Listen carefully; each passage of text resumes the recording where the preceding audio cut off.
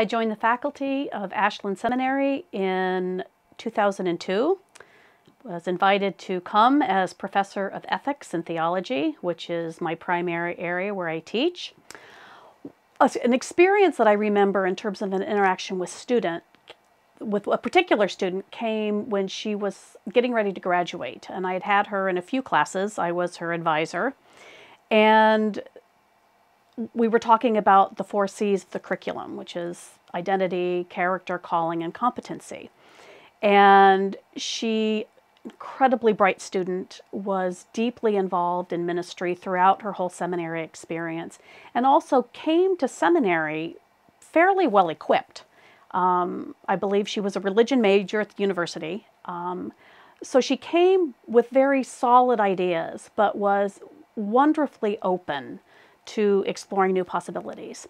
And I remember one of our final conversations, and it was specifically around the issue of calling. And I don't know if I asked her or if she initiated the conversation about how she felt like her calling was shaped as a result of her seminary experience. And her response was, in short, something like this: that she did not have a clearer sense of a personal kind of calling for her in terms of a very narrow understanding of being able to say, yes, this is what I'm going to do for the rest of my life, forever and ever, amen.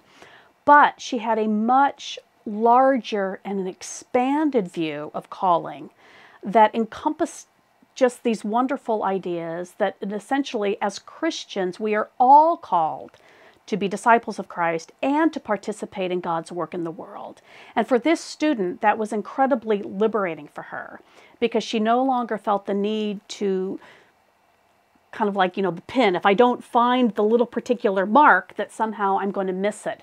But she had this much larger and much grander vision of what God wanted to do in the world, how God might be using her to do that, and how then all of her choices coming out of seminary were going to be guided by that particular decision of how is what I'm doing reflective of what God cares about in the world and will actually be contributing to God's work in the world.